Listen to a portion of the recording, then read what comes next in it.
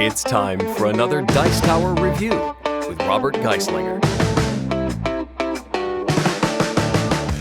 Hey folks, we decided to go out into space and colonize a new world. It helps for me that this is in a Euro game and not for real, and it helps that the game was designed by Wolfgang Kramer and Michael Kiesling, two of my favorite designers. Today, we're going to take a look at Reworld.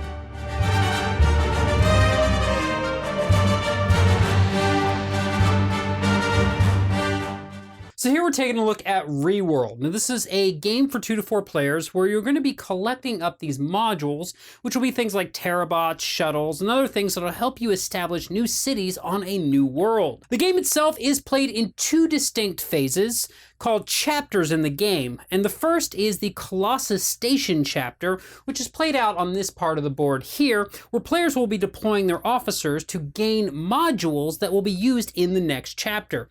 Now, this chapter lasts 5 rounds, with this advancing after each round. The second chapter is the settlement. In this phase, we're going to be deploying all of these modules that we've taken into our player areas to set up our new cities and defenses at the new planet. Now, during the first chapter, players will have in their hand a number of cards depending on player count. Here we're set up for a 2-player game, so each player has 13 cards in their hand to start. On your turn, you're simply going to play a card from your hand down to one of these areas, which is going to allow you to take a module. So here, if we played, say, this number 2 card right here, this would allow us to take this module and place it in the line that matches the officer card that you deployed in order to take it.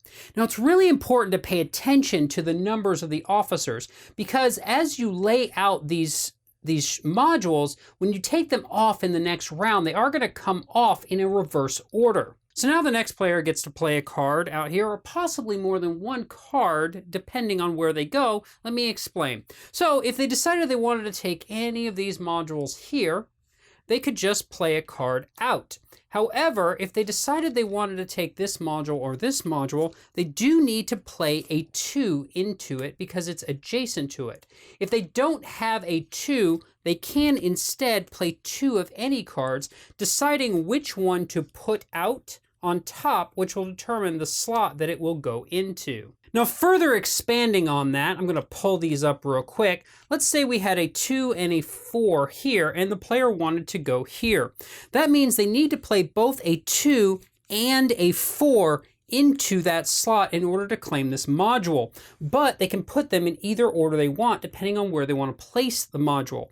They also, if they had to say they had a 2 but they didn't have a 4, they could replace the 4 with 2 cards, putting them in any order, and if they didn't have either or didn't wish to play them from their hand, they could play 2 to replace this and this, essentially putting 4 cards in the slot. One last thing to mention with that is if this 4 had actually been a 2, then you would only need to put a 2 in here because you would match both for adjacencies, or again, you could play 2 of any other cards into that spot. Another option a player can do on their turn is over here, and only one player can do it per round, where they simply play any card they wish in here, which will immediately gain them 1 victory point and allow them to take the first player's starting marker for the next round. Now, one specific module out here I should mention, because it's the only one that can give scoring in this round, is the terabots. So if I were to play here and take this terabot, in addition to adding this to my player area, you'll notice that it matches this symbol.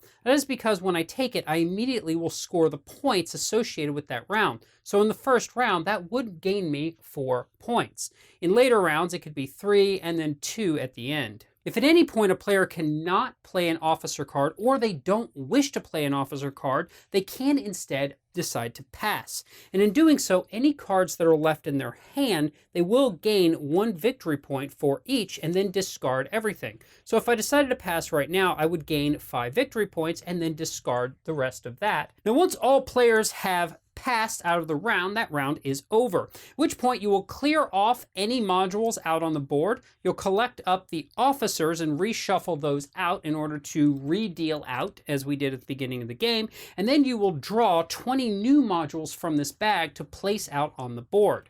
You'll advance the round marker, and then play will go into the next round. After the 5th round is completed, then this chapter will end and players will have their modules all built out on their ships, and we will move into the settlement chapter. In the settlement chapter, players are going to take turns deploying their modules from this side of the ship over to here, which will be the settlement area for them on the colony. You will undock one module and then use it according to its purpose. Now, the first type of module we have are the terabots. Now, those are the ones that in the first chapter you saw gained us points when we took them. In this one, they're what we're going to use to found our cities. When you undock a terabot, and when you're undocking from here, you're always undocking from the end of one of your rows.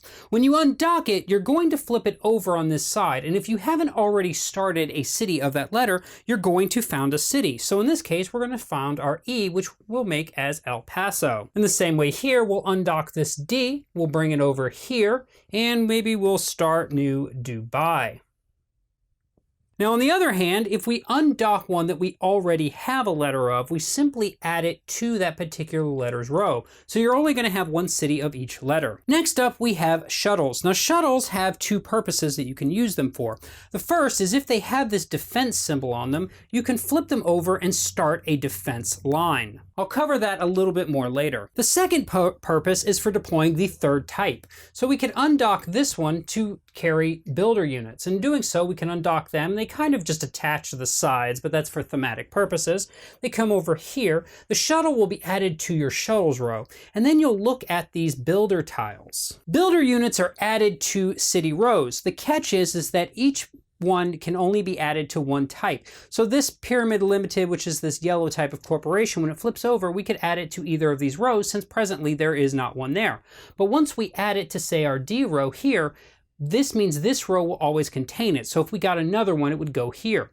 This purple one here couldn't go here because it's already assigned to this, but we could assign it to this one. If we had nowhere to put it, we would need to just simply eject it. However, there is one other type of company, and that is the farms. Farms can go into any row no matter what is going on. Now, if you have any on here that you can't, such as this one here, we can't. We could simply undock it and burn it up in the atmosphere, ejecting it from the game. And there are reasons you might want to do that. I'll get into that a bit, but the most obvious would be to unlock something else. The final type of module are these satellites. Now, satellites can be used for one of two purposes, much like shuttles. They have these defenses on them, so they can be moved over and flipped if you can't use them in another way, and simply added to the defense line. The other way is they give me some scoring, such as here where I get 2 points for every terabyte module, terabot module that I have in my line. Well, I have 2. So if I deploy this into my satellite line, I would instantly gain 4 victory points. After you undock and use a module, the next thing you're going to do is check to see if you've met any of the requirements of any of the population ships out on the main board. Now, population ships will allow you to gain victory points for achievements. Each of these can only be claimed by one player per game, so once it's claimed, it is taken off the board. But after you undock and use a module and you come here, you can claim any of them that you are eligible for at that time. Examples that we have out here are where we have the first person to completely undock their line 1 row could claim this for 5 points. We have this one where if you have 6 shields, defense shields out, you could claim this for 6 points. We have this one here where the first player to 70 points can take this and claim it for an additional 7 points. And there are various ones, and these are actually double-sided, so that way some of them are double-sided, so they change when you have more players. This is the 2 and 3 player side, and this is the 4 player side. Now, after all players have undocked all of their modules and any victory points out here claimed, we're going to do one last final scoring based on this large population ship. This population ship is going to check for majorities in these categories. Whoever has the most shields will get 15 points, and whoever has the second most will get 7. Now this again is double-sided. This is for 2 and 3 players, and this is for 4 players. And then we'll also check for whoever has the most tiles in their line A, their B, their C, D, and E, again the same way. And then if you don't have something in one of these categories at all, you will lose 3 points for each of them that you don't have. After this, we'll check to see who has the most points on the victory point track, and whoever does is the winner. So that's a look at Reworld. Now this was another game that was high on my to-play list coming out of Essen 2017 because it's Wolfgang Kramer and Michael Kiesling, two designers I highly respect and admire and have enjoyed games they've done in the past. But also, I was kind of drawn to the theme of this game, the idea of taking these modules and then creating these colonies. And I really liked the idea of that. And I also was intrigued by the idea of the game being played in two phases. That's something I really like in games, where you play one game one way and then everything changes and you do something else. And I like that. And so this game is in two phases. You have that drafting phase, and then you have the phase where you're building your colonies. Now, what's interesting to me about this is how in the drafting phase, you are essentially building a puzzle for yourself that in the second phase, you're going to have to take apart and build your colony from the puzzle you made for yourself. And I like that interaction. In reality, the drafting phase is more the longer part of this game, but it contains a lot of really interesting decisions that I liked. First off, you have to decide when playing a card where you're going to be placing that module. So if I play a 1, well, it's got to go in the 1 row. But in addition to that, as players play out cards, you now have to possibly at times play 2 cards or even potentially 4 cards. And the thing is, those are also victory points, because at the end of a round, you can turn in all of the cards you didn't use for victory points. So if I needed to spend 4 cards for a module, well, I've got to weigh that out, because that module is costing me 4 victory points. So I really did enjoy that. And I like how I had to decide when to take things. Now, one thing that I found a little, odd to me was the getting points for taking terabots. Now, it does scale down as the game continues on, and I understand the reason for that, because early on the terabots are less valuable, but they are always valuable. And if you play cleverly enough, you could maybe get all your terabots in 1 row if you got the cards for it, which means you're really just raking up those bonuses. So while I didn't hate it in the game, I didn't see a purpose for it. Beyond that, I really did like the drafting phase of this game. Now, moving into the second phase of the game, I also enjoyed this, because this phase is really up to you. You decided how that puzzle was put together, and I found that I enjoyed taking apart my own puzzle. And you would think it would be pretty straightforward, that I would just take it apart in the way I planned it. We've got a couple things going against you in there. First off, you're going to mess up. You're going to forget how you intended to take those things off.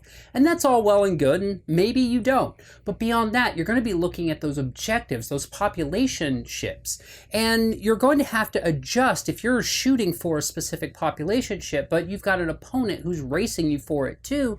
You may have to adjust the way you take apart your puzzle. In addition, those satellites also determine how you take apart your puzzle, because you want to take those off at the optimal time to gain the most points for them.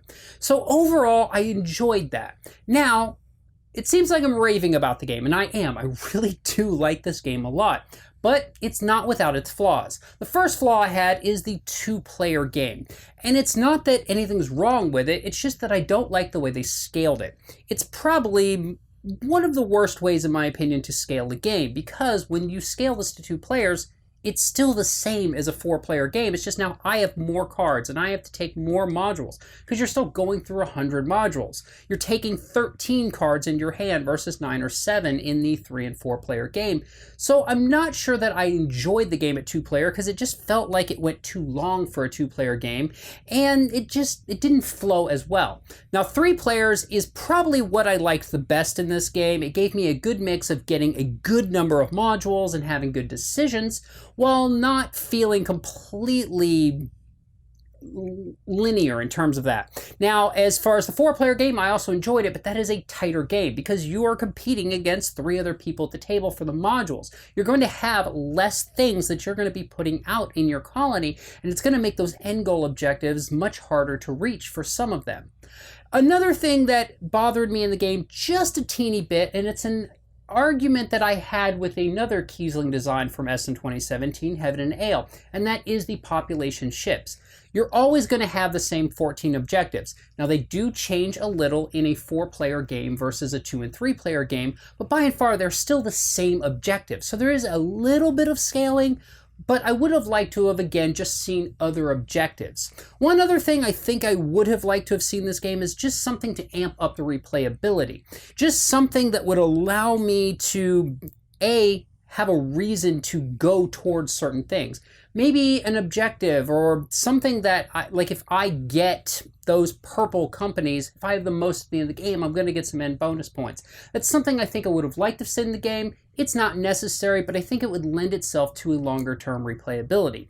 Overall, I really do like this game, and I think if you're into games where you're not only solving a puzzle, but you're also building that puzzle for yourself. If you like drafting games or programming games or deprogramming games, this is a game that you're going to want to take a look at. The theme is pretty well worked into the mechanisms. I did like the way they took that little extra effort with the graphics on the game, such as ships that can move themselves have engines and builder units that can't, don't, and I did enjoy that. The artwork in the game is perfectly fine for what it is. It's decent, and I do think that this is a game that's going to stay in my collection for now, but I think I'm going to make it where I'm not going to play it 2 players, and I'm going to give it limited plays. I'm not going to play it too hard.